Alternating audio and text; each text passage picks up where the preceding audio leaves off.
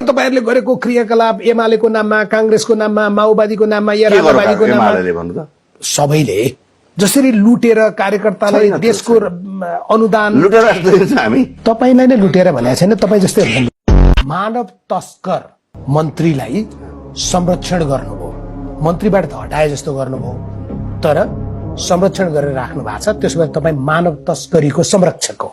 दिगोपनको हिसाबले लङ टर्मको हिसाबले गर्ने हो भने 48 देखि यता त के भीमसेन थापाकै पालादेखि यता आउँदाखेरि हामीले 5 वर्ष एउटा प्रधानमन्त्री राख्न सकेनौं नि नेपालले।